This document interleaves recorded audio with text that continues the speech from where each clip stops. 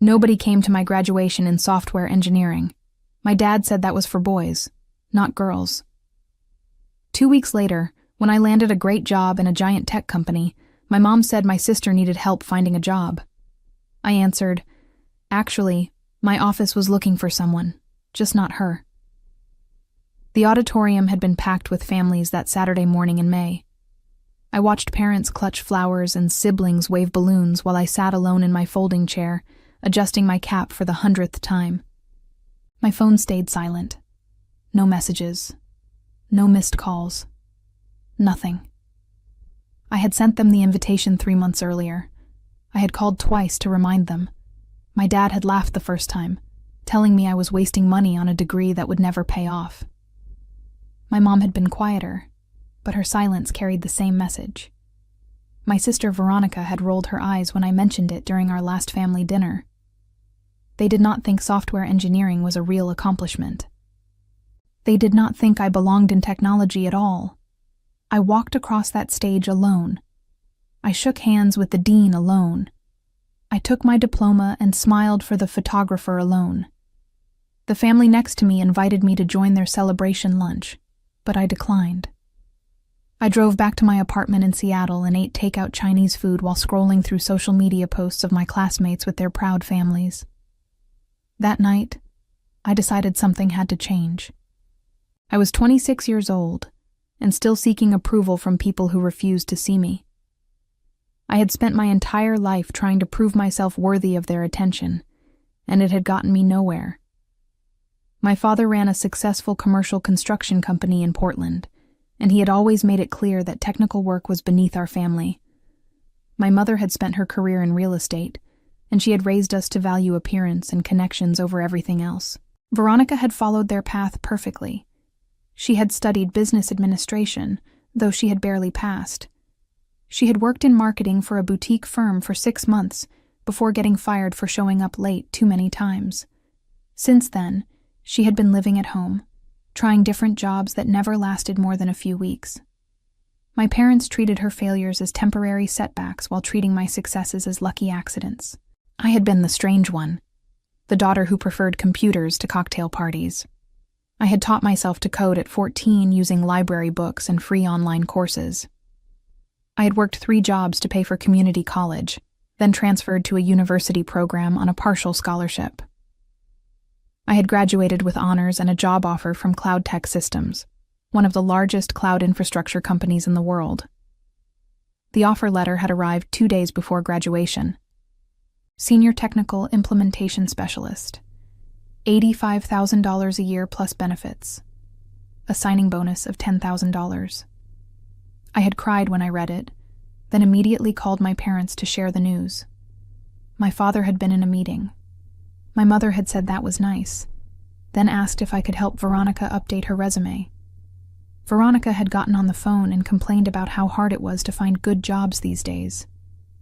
Nobody had congratulated me. Nobody had asked about the position, or the company, or what I would be doing. I should have known better than to expect anything different. The following Monday, I started at Cloud Tech Systems. The headquarters occupied 12 floors of a glass tower in downtown Seattle. My team worked on the 8th floor, implementing custom cloud solutions for enterprise clients. My manager, a brilliant woman named Patricia, welcomed me with genuine enthusiasm. My coworkers invited me to lunch and actually listened when I spoke. For the first time in my life, I felt valued for my skills rather than judged for my interests. 2 weeks into the job, my phone rang during lunch. My mother. I almost declined the call, but curiosity won. Her voice was bright, artificially cheerful. She asked how I was settling into my new position. She said she had been telling her friends about my job at such an impressive company. She mentioned that Veronica was still looking for opportunities and wondered if Cloud Tech might have openings. I felt something cold settle in my stomach. They had ignored my graduation. They had dismissed my achievement. Now they wanted favors. I told my mother that the company was indeed hiring. I could hear her excitement building through the phone. Then I added that the positions required specific technical skills and experience that Veronica did not possess. My mother's tone shifted immediately. She said I could put in a good word. She said family helped family, She said Veronica just needed a chance. I thought about that empty chair at graduation. I thought about years of dismissive comments and rolled eyes. I thought about every time they had made me feel less than.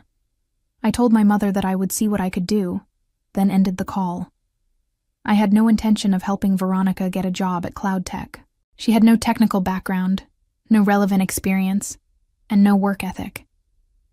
More importantly, she had never supported me, never believed in me, never bothered to show up when it mattered. But I did not tell my mother that. Not yet. I needed time to think, time to plan, time to decide exactly how I wanted to handle this situation. Over the next few days, my mother called 3 more times. Veronica sent me texts asking about the application process. My father even left a voicemail saying it would be good for me to help my sister, that family connections were important in business. Their sudden interest in my career would have been touching if it were not so transparently self-serving. I focused on my work instead. Patricia assigned me to a major implementation project for a national pharmaceutical company. The client wanted to migrate their entire data infrastructure to the cloud, and they needed it done within 6 months. The project was complex, high pressure, and exactly the kind of challenge I craved. I threw myself into it completely. I stayed late analyzing their existing systems. I mapped out migration strategies and risk assessments. I attended meetings with executives who treated my input with respect. I discovered that I was good at this work, better than I had realized. My technical skills were solid, but I also had an ability to translate complicated concepts into language that non-technical people could understand. Patricia noticed. After a particularly successful client presentation, she pulled me aside and told me I had a real future at Cloud Tech. She said the company valued people who could bridge the gap between technology and business. She mentioned that they were always looking for leadership potential. Those words meant more to me than any praise from my family ever had. 3 weeks after starting, I finally called my mother back. She answered on the first ring, clearly expecting news about Veronica. I told her I had spoken to human resources about openings. This was technically true. I had asked our recruiter about entry-level positions and requirements during a casual conversation. My mother asked what positions were available. I explained that most roles required either technical degrees or significant industry experience. Veronica had neither. My mother suggested that Veronica could start in an administrative role and work her way up. I pointed out that even administrative positions at Cloud Tech required specific qualifications and went through a competitive application process. The conversation grew tense.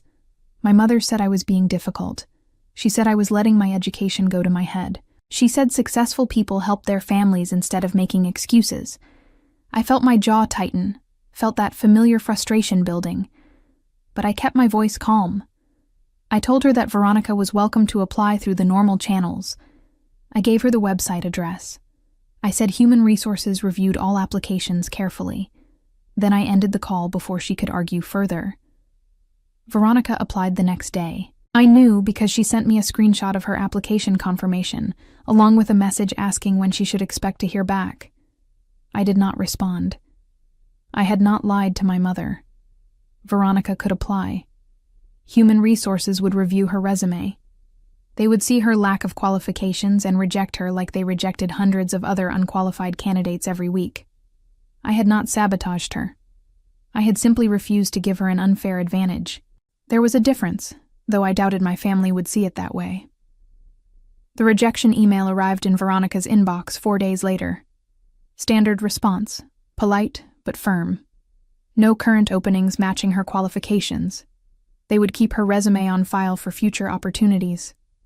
She forwarded it to me with 3 angry paragraphs about how I had clearly not helped her at all. My mother called that evening. Her voice was cold, disappointed. She said she had expected more from me. She said family was supposed to support each other. She said Veronica was struggling, and I could have made one phone call to make a difference. I listened to the entire speech without interrupting, feeling nothing but a strange sort of relief. I told her that I had done exactly what I promised. Veronica had applied. Human resources had reviewed her application. The outcome was based on her qualifications, not my influence. My mother said I was being selfish. I said I was being professional. She hung up on me. I set my phone down and went back to work on my project documentation. I felt lighter somehow, as if refusing to play their game had lifted a weight I had been carrying for years. They wanted me to use my position to benefit them, without ever acknowledging how hard I had worked to get there. They wanted access to my success, without respecting the journey that had created it. I was done seeking their approval. I was done trying to earn their pride. I had built something for myself, and they could not have it just because we shared DNA. The pharmaceutical project consumed the next 2 months. I worked 60-hour weeks, coordinating with developers and database administrators and network engineers. I learned more in those 8 weeks than I had in 4 years of university. Patricia gave me increasing responsibility, letting me lead client meetings and make technical decisions that affected millions of dollars in infrastructure. The client loved our work. Their chief technology officer, a sharp woman named Diane, specifically praised my project management and communication skills. She told Patricia that I was the reason they felt confident in the migration. Patricia passed the compliment along with a knowing smile, saying I was exceeding all expectations for someone so early in their career. My parents did not call during this time. Veronica stopped texting. The silence was both liberating and lonely. I had built my entire identity around trying to earn their respect, and now that I had stopped trying, I did not know quite who I was supposed to be. My coworkers became my social circle. Patricia became something like a mentor. I started building a life that had nothing to do with my family. Then, in late July, everything shifted. Patricia called me into her office on a Thursday afternoon. She was smiling, which usually meant good news. She told me to close the door and sit down. My heart raced. Was I being promoted? Assigned to an even bigger project? Given a raise after only 3 months? Patricia said the pharmaceutical project had been a massive success. The client was so pleased that they had referred CloudTech to several other companies in their network. 3 new enterprise contracts had come in directly because of our work. The executive team had noticed. They wanted to recognize the people responsible. I waited, trying not to grin too widely. Patricia said they were creating a new position, Director of Enterprise Implementation. The role would oversee all major client projects, manage a team of implementation specialists, and report directly to the Vice President of Operations. The salary was $135,000 plus equity and bonuses. They wanted someone who understood both the technical and business sides, someone who could lead. They wanted me. I sat frozen, certain I had misheard. Director. After 3 months. At 26. Patricia laughed at my expression and confirmed that yes, they were serious. She said I had proven myself capable of handling complex projects and high-stakes clients. She said the executives had reviewed my work extensively and unanimously agreed I was the right choice. She said she had advocated strongly for me because she believed in my potential. The promotion was effective immediately. I would spend the next month transitioning into the role, hiring my team, and taking over existing projects. Patricia would support me through the adjustment. She shook my hand and welcomed me to leadership. I walked out of her office in a daze. I returned to my desk and stared at my computer screen without seeing it. I had worked so hard for so long, expecting nothing but small incremental gains. And now I was a director. I was making more than twice what I had expected at this point in my career. I was leading teams and shaping strategy. I had succeeded beyond anything my family had thought possible. My first instinct was to call my parents, to share the news, to finally get the recognition I had craved. But I stopped myself. They had made their position clear. They had dismissed my graduation. They had ignored my job offer. They had only reached out when they wanted something. Why would this be different? Instead, I called my college roommate, Julia, who screamed so loudly I had to hold the phone away from my ear. I called my favorite professor, who congratulated me and said he had always known I would do extraordinary things. I texted my coworkers, who insisted on taking me out for dinner to celebrate. That night, sitting in a restaurant surrounded by people who genuinely cared about my success, I realized something important. I had spent years chasing validation from the wrong people. My family had never been going to give me what I needed because they had never valued what I could do. They had wanted me to fit into their world, and when I had refused, they had written me off. But I had found my own world. I had found people who saw my worth. I had built something real and valuable and entirely mine. The emptiness I had felt at graduation was gone, replaced by something stronger: pride, confidence, self-respect. I did not need my family's approval anymore because I had my own. 2 weeks into my new role, my mother called.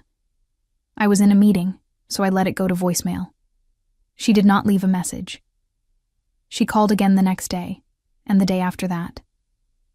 Finally, I answered during my lunch break. Her voice was different, uncertain. She said she had heard from a friend whose daughter worked at Cloud Tech that I had gotten a big promotion. She said she was calling to congratulate me. She said she was proud. The words felt empty, performative. Too little, too late. I thanked her politely. I did not elaborate on my new role. I did not share details about my team or my salary or my responsibilities. I kept the conversation brief and professional. My mother tried to extend it, asking questions about the company and my work. I gave short, vague answers. Then she mentioned Veronica again. She said my sister was still looking for opportunities. She said maybe now that I was in a leadership position I could help. She said having a director in the family meant we should all benefit. There it was, the real reason for the call. They did not care about my promotion. They cared about what it could do for them. I felt anger flash through me, hot and sharp. But underneath it was something colder. Determination. They wanted to use me. They wanted access to my success without ever acknowledging my worth. They wanted me to hand my sister opportunities she had not earned. I told my mother I would think about it. The lie came easily now. I had no intention of helping Veronica, but I was curious to see how far they would push, how much they would ask for without ever giving anything in return. The answer, I discovered, was quite far indeed. Over the next 3 weeks, the requests escalated. First, my mother asked if I could review Veronica's resume and provide feedback. I agreed, then sent back a list of honest corrections that Veronica ignored. Then my father called, suggesting that Veronica could work as my assistant. I explained that directors did not have personal assistants, and even if they did, the role would require someone with project management experience. He said I was overthinking things. He said Veronica just needed exposure to the corporate world. He said I was in a position to help and should take advantage of it. The hypocrisy was staggering. The same man who had mocked my degree was now telling me to leverage my position for family benefit. I told him I would consider it, knowing I would do no such thing. Then Veronica herself called. Her voice was sharp, entitled. She said she had been struggling for months while I sat in my fancy office doing nothing to help. She said real sisters supported each other. She said I owed her because family came first. I asked what she had done to support me when I was working 3 jobs to pay for college. She said that was different. I asked how. She hung up. My mother called back an hour later to scold me for upsetting Veronica. She said I was being cruel. She said my success had changed me. She said I used to be a sweet girl who cared about family. I almost laughed. I had always cared about family. They had never cared about me. But I kept my voice neutral. I said I was simply being realistic about corporate hiring practices. My mother said there were always ways around the rules for people who mattered. I said I would not compromise my professional integrity. She said I was being dramatic. The conversation ended badly. I sat in my office afterward, staring out at the Seattle skyline, feeling something shift inside me. They were never going to stop. They were never going to respect my boundaries or acknowledge my accomplishments. They were going to keep pushing and demanding and expecting me to sacrifice my career for their convenience, unless I gave them a reason to stop. An idea began forming. Dangerous, perhaps. Definitely petty. But satisfying in a way I had not felt in years. They wanted access to cloud tech. They wanted me to use my position to help Veronica. What if I did exactly that, but not in the way they expected? I spent the weekend researching and planning. Cloud Tech had a robust internship program for career changers. 3-month paid positions designed to give people from non-technical backgrounds exposure to the tech industry. The program was intensive, demanding, and had a 30% completion rate. Those who finished often got hired into entry-level positions. Those who did not finish left with a clear understanding that technology was not their calling. The program was perfect, competitive enough to seem legitimate, difficult enough to expose Veronica's lack of commitment. I could genuinely recommend her for it, and what happened after that would be entirely up to her work ethic. On Monday morning, I called my mother. I told her I had been thinking about Veronica's situation. I said I might have found something that could work. My mother's excitement was immediate and overwhelming. I explained the internship program, emphasizing that it was highly competitive, but that I could recommend Veronica as a candidate. My mother asked if that meant Veronica would definitely get in. I said my recommendation carried weight, but she would still need to interview and meet the program requirements. My mother asked what those requirements were. I listed them: bachelor's degree in any field, basic computer skills, willingness to learn, and ability to commit to the full 3 months. My mother said Veronica met all those criteria. I had my doubts about the last two, but I kept that to myself. I said I would submit the recommendation, and Veronica should prepare for an interview. My mother thanked me profusely, saying she knew I would come through for family. The irony was not lost on me. I submitted the recommendation that afternoon. I was honest in my assessment, noting that Veronica had a business background and was looking to transition into technology. I mentioned that she was my sister, wanting full transparency. The program coordinator, a friendly man named Trevor, thanked me for the referral and said they would reach out to schedule an interview. Veronica's interview was scheduled for the following week. My mother called twice to ask what Veronica should say. I told her to be herself and show enthusiasm for learning. In reality, the interviews were designed to assess motivation and coachability. They wanted people who could admit what they did not know and showed genuine interest in growing. Veronica had never been good at either of those things. The interview lasted 30 minutes. Veronica called me immediately afterward, breathless with excitement. She said it had gone perfectly. She said they loved her. She said she was sure she would get the position. I congratulated her and said we would see. The acceptance email arrived 3 days later. Veronica was in. She would start the first week of September. The internship paid $25 per hour and required 40 hours per week. She would be assigned to a rotation program, spending time with different teams to learn various aspects of cloud technology. My family was ecstatic. My mother called to thank me repeatedly. My father sent a rare text message saying I had done the right thing. Veronica posted on social media about her exciting new opportunity at a major tech company, carefully phrasing it to sound more impressive than an internship actually was. I watched it all unfold with detached amusement.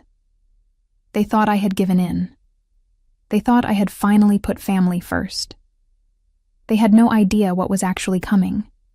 The internship program was designed by people who understood that technology required dedication, problem-solving skills, and intellectual humility. The first week was orientation, introducing interns to cloud computing concepts, company culture, and professional expectations. The second week placed them with their first team rotation. By the third week, they were expected to contribute meaningfully to projects. Veronica lasted exactly 11 days. I did not interfere with her experience. I did not check on her progress or speak to her supervisors. I wanted her outcome to be entirely her own doing. But I heard things anyway. Cloud tech was not that large, and people talked, especially when an intern was related to a director. The first complaints came during orientation. Veronica arrived late twice, blaming traffic despite living only 20 minutes away. She spent considerable time on her phone during training sessions. She asked if the lectures were really necessary since she already understood business. The orientation leader, a patient woman named Keisha, noted all of this in her evaluation. The first rotation placed Veronica with the infrastructure team. They were responsible for maintaining server networks and ensuring system reliability. It was technical work that required attention to detail and willingness to learn complex systems. Veronica was assigned to shadow a senior engineer named David, who had a reputation for being thorough and kind with newcomers.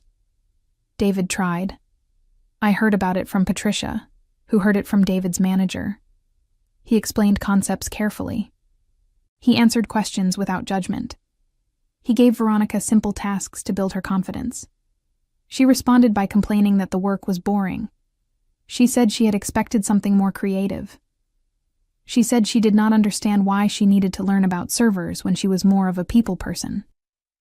David suggested she might prefer a rotation with the client relations team. Veronica brightened at that idea.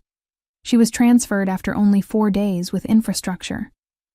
The client relations team was responsible for maintaining relationships with existing customers, troubleshooting issues, and identifying expansion opportunities.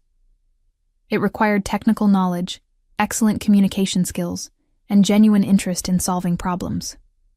Veronica lasted 3 days there. The client relations manager, a sharp woman named Angela, was less patient than David. When Veronica showed up 30 minutes late on her first day, Angela noted it. When Veronica spent a client call checking her email, Angela addressed it directly. When Veronica suggested that she should focus on social media marketing instead of technical support, Angela scheduled a meeting with Trevor from the internship program. I learned about this meeting because Trevor came to me directly. He looked uncomfortable, sitting across from my desk with Veronica's evaluation file. He said he wanted to give me a heads up as a courtesy since Veronica was my sister. He said the program was not working out. He listed the issues: attendance problems, lack of engagement, unwillingness to learn technical concepts, inappropriate behavior during client interactions. I asked what would happen next. Trevor said they would have one final conversation with Veronica, outlining clear expectations and consequences. If she could not meet those expectations, she would be dismissed from the program. He apologized for the situation. I told him not to apologize. I said I appreciated the program giving her a fair chance, and whatever happened next was based on her own choices. Trevor looked relieved. He thanked me for understanding and left. I sat alone in my office, feeling a strange mixture of satisfaction and sadness. I had known this would happen. I had counted on it even. But there was something melancholy about watching someone fail so predictably. The final conversation happened the next morning. Trevor and Angela met with Veronica to discuss her performance. They were clear and direct. She needed to arrive on time. She needed to engage with the training. She needed to show respect for the learning process. If she could not do these things, the internship would end. Veronica called me during my lunch break, furious. She said they were being unfair. She said the work was beneath her abilities. She said they were targeting her because she was not some computer nerd.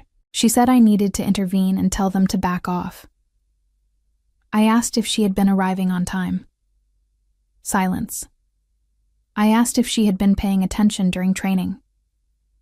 She said the training was boring. I asked if she had tried to learn from the people assigned to teach her. She said they did not understand her strengths. I told her that the internship required certain behaviors, and she needed to decide if she wanted to meet those expectations. Veronica said I was supposed to be on her side. I said I was being honest with her. She hung up on me. She lasted 2 more days.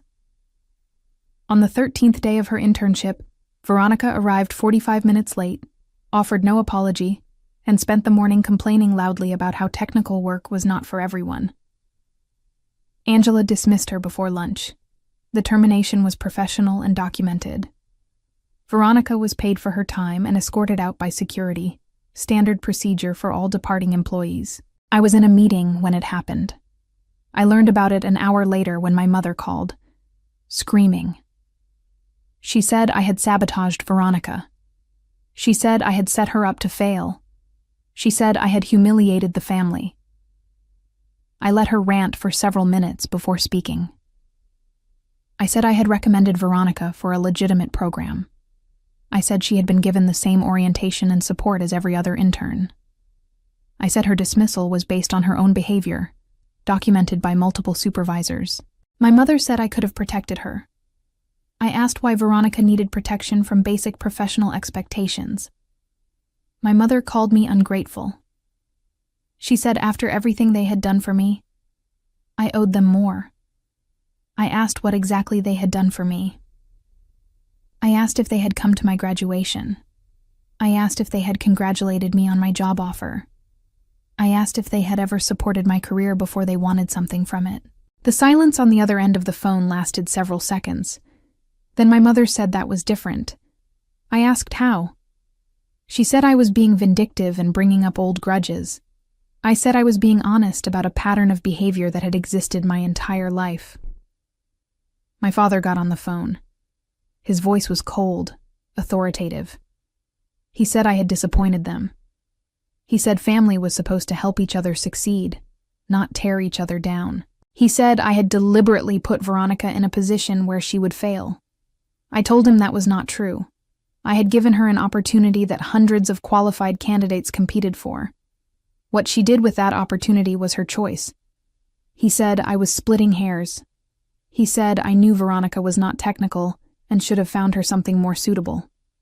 I said there was nothing more suitable at a technology company for someone with no technology skills or interest. He said I could have created something.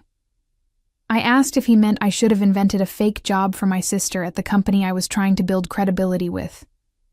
He said I was being difficult. I said I was being professional.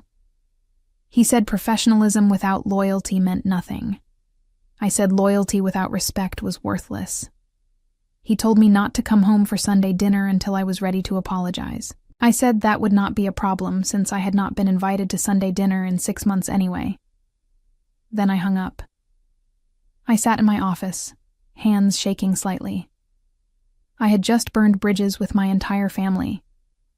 They would tell everyone who would listen that I was selfish, that I had abandoned my sister, that success had made me cruel.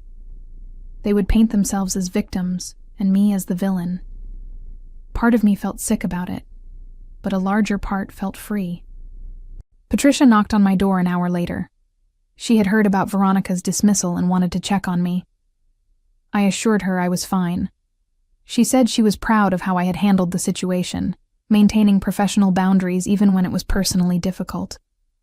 She said that kind of integrity was rare and valuable. Her words meant more than any approval from my parents ever had. The next few weeks were tense. My phone filled with messages from extended family members, people I had not heard from in years suddenly concerned about family unity. My aunt said I should have been more patient with Veronica. My uncle said young people needed more support these days. My cousin said I was lucky to be smart and should help those who were not. I blocked most of them. I kept my focus on work, on my team, on building something that mattered. Cloud tech was thriving. My department was exceeding targets. I was hiring talented people and creating systems that would scale as the company grew. I was good at this. I belonged here. Then, in early October, something unexpected happened. I was meeting with a potential client, a major renewable energy company looking to overhaul their data infrastructure. The CEO was a woman named Victoria, sharp and no-nonsense. We spent 2 hours discussing their needs and our capabilities. The meeting went well. Victoria seemed impressed with our approach and my team's expertise. As we were wrapping up, Victoria mentioned that she had heard good things about cloud tech from several sources. One of them, she said, was a friend in the pharmaceutical industry. Diane, the CTO from my first major project. Victoria said Diane had specifically praised my work and recommended that if Victoria needed implementation support, she should ask for me by name. I felt warmth spread through my chest. This was what real professional relationships looked like. People who respected your work and advocated for you based on merit. People who saw your value and wanted others to benefit from it. Victoria's company signed with us the following week. The contract was worth $3.2 million over 2 years. It was the largest deal my department had closed. The executive team was thrilled. Patricia recommended me for a bonus. I received a company-wide email recognition from the CEO. My parents never acknowledged it. I had not expected them to. But something else happened that I had not expected. Veronica reached out, not through a call or text, but through a LinkedIn message, professional, impersonal. She said she wanted to apologize for how things had ended at CloudTech. She said she had not been ready for that environment and had reacted poorly. She said she hoped we could move past it. I stared at the message for a long time. It sounded genuine, but I had learned to be suspicious of my family's motives. I responded carefully, saying I appreciated her reaching out and hoped she found a career path that suited her strengths. I kept it brief and neutral. She replied immediately. She said she had actually found something. She was working at my father's construction company, in the office managing schedules and client communications. It was going well. She said she realized she was better suited to the family business than to technology. I congratulated her and left it at that. I did not trust this sudden maturity, but I also did not have the energy to analyze it. I had my own life to focus on. November brought new challenges. CloudTech was expanding rapidly, and my department was struggling to keep up with demand. We needed more people, better processes, and clearer strategic direction. I spent long hours interviewing candidates, redesigning workflows, and presenting growth plans to executives. It was exhausting and exhilarating. I was building something from the ground up, creating systems that would support hundreds of implementations. I was mentoring new directors and shaping company culture. I was 26 years old and running a department that generated tens of millions in revenue. My parents still did not call. Veronica stopped messaging. The silence from my family was complete. Sometimes I missed them, missed the idea of what a family should be. But mostly I felt relieved. I had spent so much energy trying to earn their approval that I had never stopped to question whether their approval was worth having. Then, the week before Thanksgiving, my mother called. I almost did not answer. But something made me pick up. Her voice was different, smaller. She said she wanted to invite me to Thanksgiving dinner. She said it had been too long since we had all been together. She said family was important, especially during the holidays. I waited for the other shoe to drop, for the request or the guilt trip or the criticism. It did not come. She just asked if I would come. Please. I said I would think about it. After we hung up, I sat with the decision for several days. Part of me wanted to refuse, to maintain the boundaries I had finally established. Part of me wondered if maybe they had learned something, if maybe there was a chance for something different. I decided to go, not because I owed them anything, but because I wanted to see for myself if anything had actually changed. I would go with clear eyes and realistic expectations. I would not hope for miracles or apologies. I would simply observe. Thanksgiving dinner was at my parents' house in Portland, the same dining room where I had eaten 1,000 meals while feeling invisible. I arrived exactly on time, carrying a bottle of wine I had carefully selected. My mother answered the door with a smile that seemed genuine, though I remained cautious. The house looked the same. Family photos lined the hallway, and I noticed what I had always known but never let myself fully acknowledge. I appeared in significantly fewer pictures than Veronica. The photos that included me were mostly group shots where I stood at the edge, easily cropped out. Veronica was centered, smiling, the obvious favorite. I felt nothing looking at them now. Just observation, no pain. Dinner started pleasantly enough.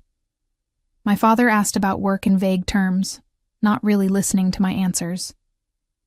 Veronica talked about her role at the construction company, how she was learning the business and helping modernize their client management system. My mother praised her constantly, saying how wonderful it was to have her nearby and involved in the family business. I ate my turkey and sweet potatoes and waited.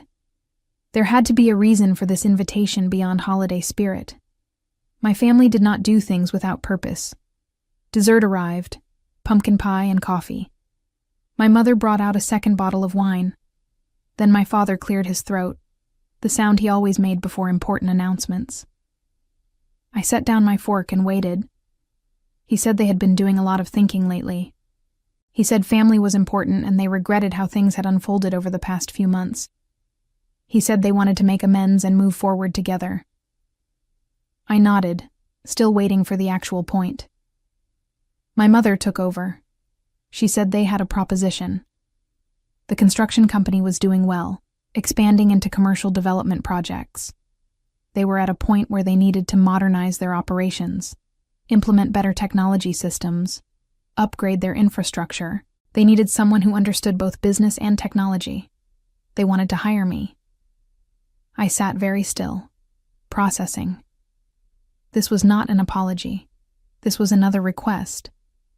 They had invited me here, pretended to want reconciliation, just to ask for my expertise. Again. My father explained the offer. I would be director of operations and technology. I would oversee the implementation of new systems while learning the construction business. Eventually, I would take over the company alongside Veronica. It was a family legacy, he said. An opportunity to build something together. The salary would match what I was making at CloudTech, plus profit sharing and guaranteed ownership stake. Veronica jumped in, enthusiastic. She said it would be amazing to work together. She said we could finally be a real team. She said the company needed fresh ideas, and I was perfect for it. My mother nodded along, saying how wonderful it would be to have both daughters building the family future. They all looked at me expectantly, clearly anticipating acceptance. They had planned this carefully, timing the invitation and the offer to maximize emotional impact. They thought I would be touched by the inclusion, grateful for the opportunity, eager to finally be part of the family business. They had no idea who I actually was. I took a sip of wine, letting the silence stretch. Then I asked a simple question. Why now? My father said they had realized family was more important than pride. I asked why I had not been important 6 months ago, or a year ago, or at any point in my entire life before I had something they needed. The temperature in the room dropped. My mother said that was unfair. I asked what part was unfair. I listed facts, no emotion, just timeline. They had skipped my graduation.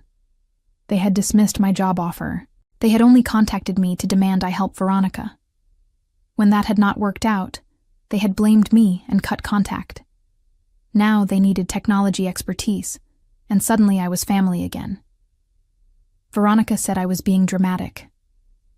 I turned to her directly. I asked if she remembered our last conversation before the internship, when she had said I owed her because family came first. I asked if she remembered hanging up on me when I had asked what she had ever done to support my education. I asked if she had any awareness of how one-sided this relationship had always been. She looked away. My father said I was dwelling on the past. I said the past was the only evidence I had of their actual priorities. My mother said people could change. I agreed that people could change. I asked for evidence that they had.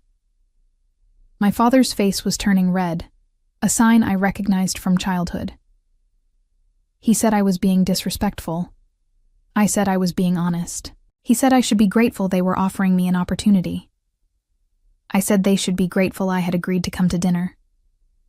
The conversation was spiraling exactly where I had known it would. They did not want reconciliation. They wanted compliance. They wanted access to my skills and my connections and my success, all while maintaining the same dynamic where my value was purely utilitarian. I stood up from the table. My mother asked where I was going. I said I was leaving because this dinner had confirmed what I already knew. They did not see me as a person with my own life and goals. They saw me as a resource to be leveraged when convenient and ignored when not. Veronica said I was being selfish. That word again. Selfish. I had heard it so many times, always deployed when I dared to prioritize my own needs or protect my own boundaries. I turned to face her directly. I told her that selfishness required taking more than your share. I asked what I had taken from her. I had paid for my own education while she had gotten hers funded by our parents. I had worked multiple jobs while she had lived rent-free at home. I had built my career through my own effort while she had expected doors to open simply because she was family. Where exactly had I been selfish? She had no answer. My father told me to sit down. I remained standing. He said if I walked out that door, I was choosing career over family. I said I was choosing respect over dysfunction. He said I would regret this decision. I said the only thing I regretted was wasting so many years seeking approval from people who were never going to give it. My mother started crying. Calculated tears, designed to manipulate. She said she did not understand where this anger was coming from. I told her it was not anger. It was clarity.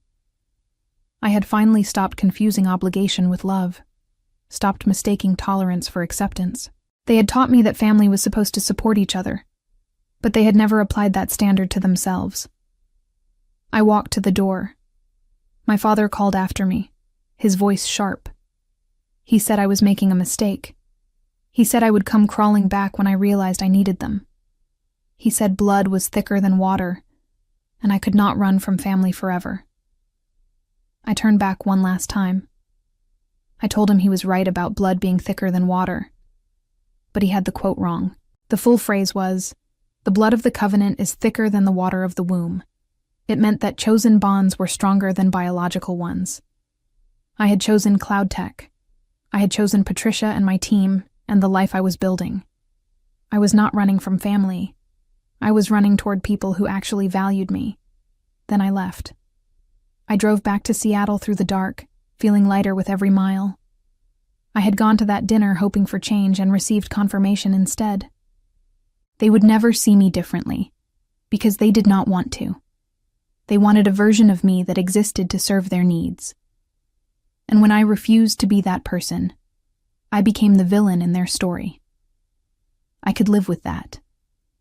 I had spent my whole life trying to be the daughter they wanted. Now I was going to be the woman I actually was. The fallout was immediate and predictable. My mother called twice the next day. I did not answer. My father sent a long email listing all the ways I had disappointed them, how I had wasted their time and goodwill, how I would understand when I was older. I deleted it without finishing. Veronica posted vague social media messages about loyalty and betrayal. I blocked her accounts. Extended family reached out again, more urgent this time. My aunt said I was tearing the family apart. I replied that I was simply refusing to hold together something that had never included me properly. My uncle said I would regret burning bridges. I said some bridges deserved to burn. My cousin said everyone made mistakes and I should be more forgiving. I asked which mistakes I had made that required forgiveness. Nobody had a good answer for that. I threw myself back into work. The renewable energy project was entering its critical phase. Victoria's team was depending on us to migrate their systems before year-end. I coordinated across 5 different technical teams, managed daily client communications, and troubleshot problems as they emerged. It was intense and demanding and exactly what I needed. Patricia noticed I was working even longer hours than usual. She pulled me aside in mid-December and asked if everything was okay. I told her about Thanksgiving, about the job offer, and the confrontation, and the final break with my family. I expected sympathy or awkward platitudes. Instead, Patricia told me a story. She said when she had started her career 25 years earlier, her family had expected her to work in their restaurant business. They had immigrant parents who had sacrificed everything, and a clear expectation that children would honor that sacrifice by continuing the family legacy. Patricia had wanted to study computer science instead. Her family had been furious. They had called her ungrateful and selfish and said she was abandoning her heritage. She had gone anyway.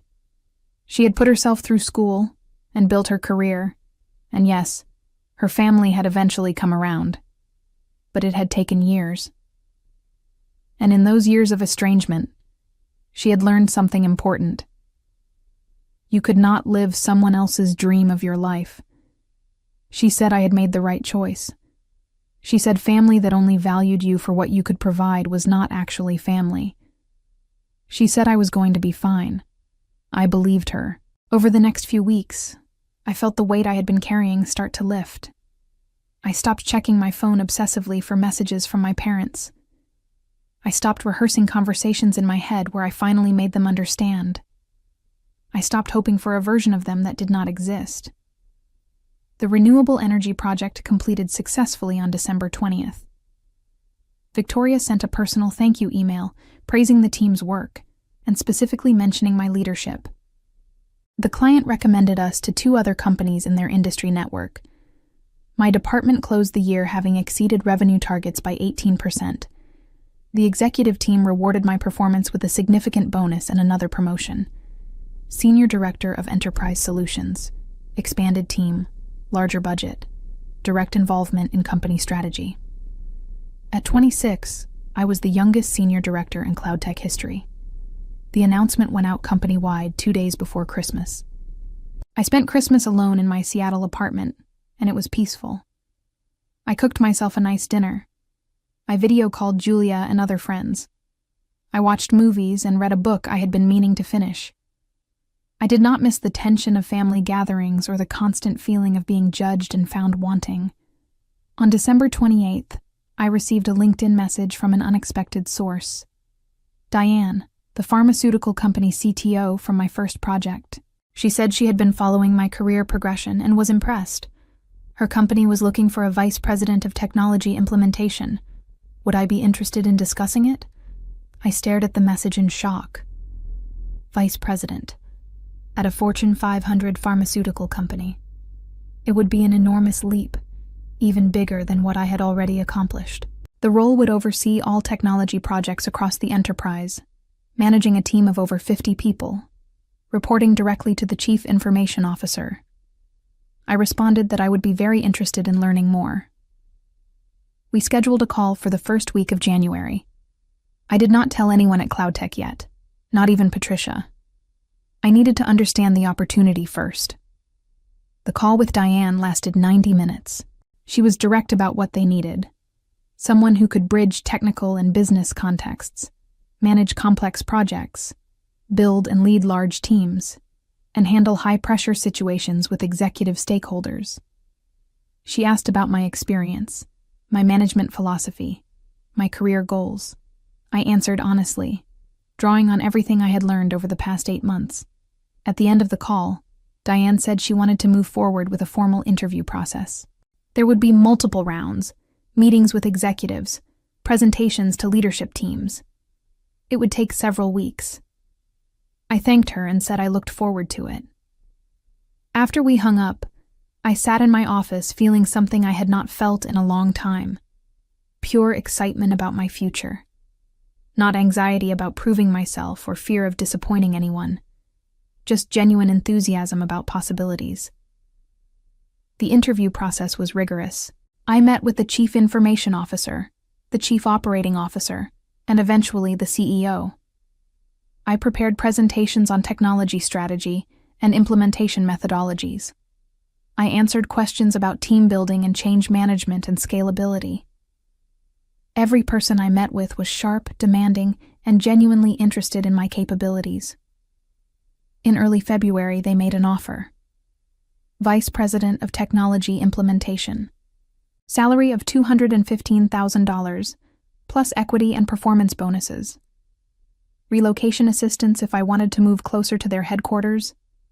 Full benefits and executive perks. Start date of March 1st. I accepted immediately. Then I scheduled a meeting with Patricia to give my notice. She took the news gracefully, congratulating me while admitting she would miss working with me. She said she had known I was destined for bigger things. She offered to be a reference any time I needed one. I thanked her for everything she had taught me, for seeing my potential when my own family had not. My last day at CloudTech was February 25th. My team threw a small goodbye gathering in the conference room. People shared stories about projects we had completed together. Several team members said I had been the best manager they had ever worked for. Trevor from the internship program made a joke about how at least one person from my family had benefited from my time at CloudTech, even if briefly. Everyone laughed, even me. The Veronica situation had become office legend, a story about maintaining professional standards even under personal pressure. What had felt painful at the time had become evidence of my integrity. I thought about my family during my drive to the pharmaceutical company headquarters for my first day. I wondered if they knew about my new position. I had not told them, but the professional world was surprisingly small. Someone might have mentioned it. I wondered if they felt any regret about how they had treated me, about the opportunities they had missed to actually know who I was. Then I stopped wondering. It did not matter anymore. They had made their choices. I had made mine. I was building a life based on merit and respect and chosen relationships. I was surrounding myself with people who valued competence and integrity. I was creating my own definition of success, one that had nothing to do with their approval. My first month as vice president was challenging and rewarding. I inherited projects in crisis and teams with low morale. I spent long days understanding systems, meeting with stakeholders, and building relationships. I implemented new processes and restructured workflows and coached managers on leadership principles. Slowly, things began improving. In late March, I received an unexpected email. It was from Veronica, sent to my personal account rather than LinkedIn. The subject line said, "I'm sorry." I almost deleted it without reading, but curiosity won. The email was longer than I expected. Veronica said she had been doing a lot of thinking since Thanksgiving. She said she had finally started therapy and was working through some things. She said she realized she had treated me terribly for most of our lives, had taken me for granted, and resented me for succeeding where she had struggled. She said our parents had always compared them, and she had handled it by dismissing my achievements rather than addressing her own insecurities. She said she did not expect forgiveness. She just wanted me to know that she saw it now, saw how unfair she had been. She hoped I was doing well and said she was genuinely proud of what I had accomplished. I read the email 3 times. It sounded sincere, more self-aware than anything Veronica had ever said to me. But I also knew that words were easy. Change was hard. Therapy was a good start, but it did not erase years of behavior. I wrote back briefly.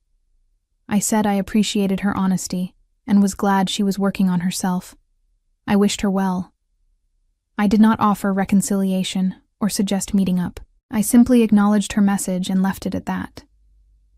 Maybe someday we could have some kind of relationship. Maybe not. Either way, I would be fine. My family never apologized. My father doubled down on his position that I had betrayed them. My mother continued to send occasional messages saying she missed me, though she never acknowledged what had actually happened or why I had left. They told relatives I had chosen career over family, painting themselves as the injured parties. I heard through mutual connections that my father's construction company continued to struggle with modernization. Without my expertise, they were falling behind competitors who had better technology systems. They eventually hired a consulting firm at 3 times what my salary would have cost, and the consultants implemented changes similar to what I would have recommended. The irony was not lost on me. They had been willing to pay strangers for help they had demanded I provide for free, simply because we shared DNA. My career continued to flourish. Within a year, I had transformed the technology implementation department at the pharmaceutical company. We completed a major digital transformation project that saved the company $12 million annually. I was promoted again. Executive Vice President. Corner office. Seat at leadership tables where company direction was decided. I bought a house. I traveled internationally for work. I mentored young women entering technology fields. I built genuine friendships with colleagues who became like family. I dated someone kind and supportive who respected my ambitions. I created a life that was entirely my own. Looking back, I understood that the revenge was not in Veronica's failed internship, or the confrontation at Thanksgiving, or my family's disappointment. The revenge was in living well. It was in building success they could not claim credit for or access. It was in proving that their approval had never been necessary. They had dismissed my potential and my worth, and I had gone on to exceed every expectation anyway. Sometimes the best revenge is not elaborate schemes or public humiliation. Sometimes it is simply becoming so successful that the people who underestimated you have to watch from a distance, knowing they could have been part of your story but chose not to be. My family had to live with the knowledge that they had rejected me when I had needed support, and I had thrived without them.